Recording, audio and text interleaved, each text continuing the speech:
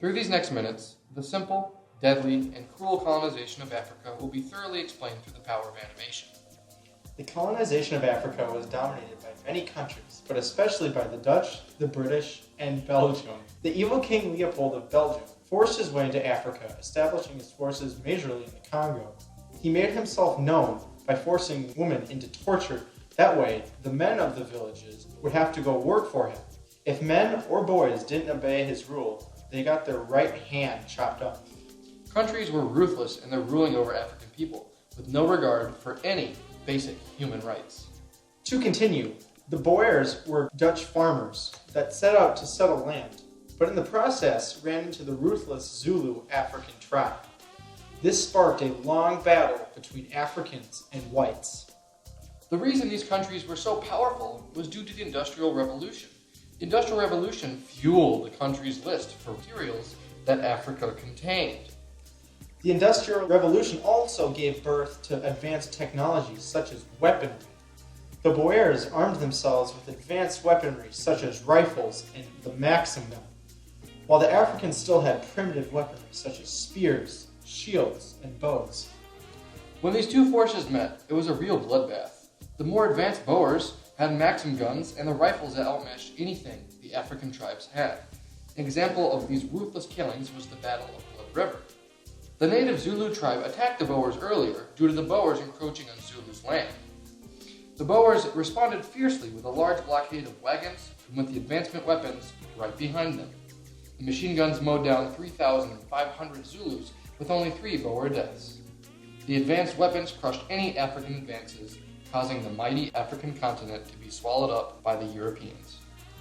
Another example of a ruthless conqueror would be Cecil Rhodes. He came into power when he went to Africa. When in Africa, he bought a bunch of diamond and gold mines, which started raking in the money in no time fast. As he grew in power, he attracted the attention of other major powers, such as the Boers. At the end of his reign, Cecil Rhodes was remembered as a bad, nasty man.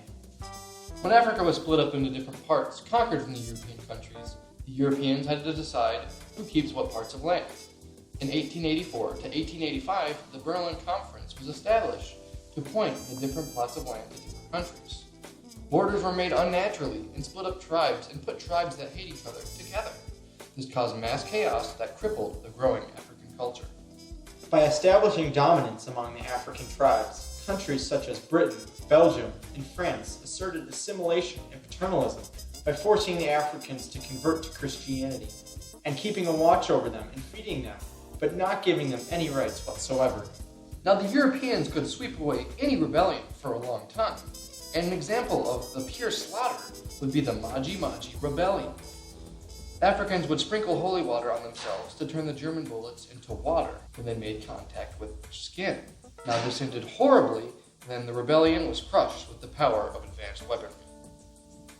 Ethiopia, which was one of the very few countries to remain independent, was on the verge of war with the British, France, and Italy. What looked like sure defeat was soon turned to sure victory because of the great King Menelik. King Menelik was a brilliant man who cleverly tricked Britain, France, and Italy to fight amongst themselves.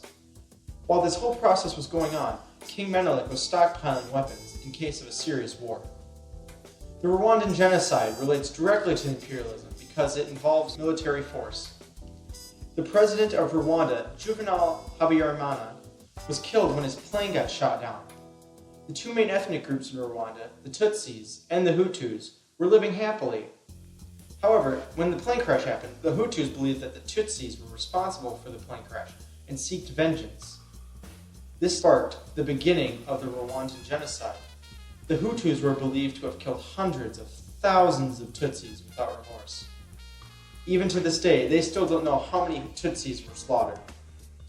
After the years of early colonization of Africa, things turned for the worse. In South Africa, it was tormented with strict and harsh segregation laws.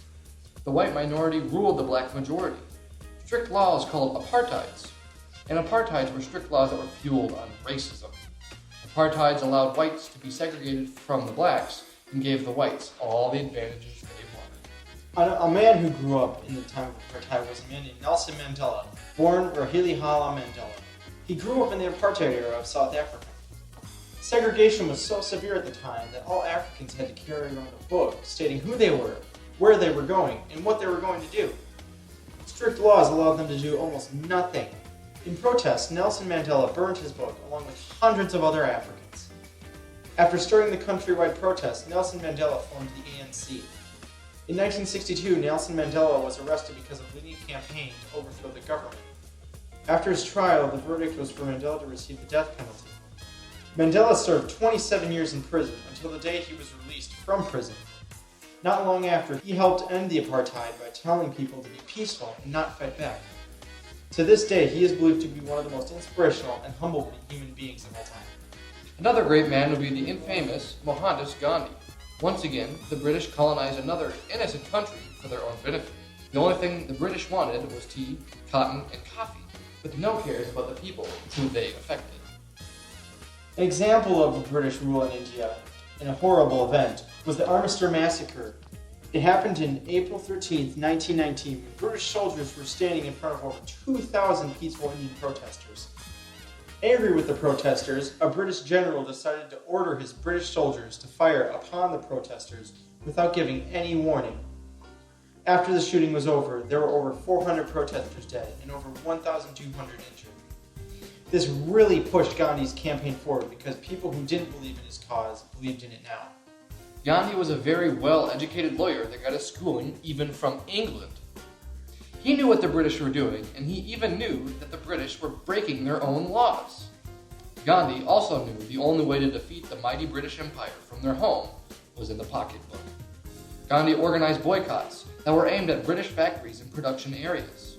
This would keep the Indian population out of the factories, and in doing so, would lead to the British factories losing production and making the British think twice about what they were doing.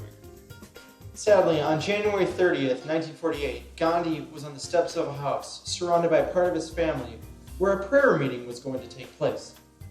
A man by the name of Nathuram Godse approached Gandhi and shot him 3 times in the chest. He died a while later. Gandhi's death struck the world hard. However, Gandhi paved the way for other rights activists, such as the famous Martin Luther King. Overall, the mighty British Empire and many other European nations took control of the lesser countries and took their resources. The effects of this can still be seen today in our borders and even in some governments today.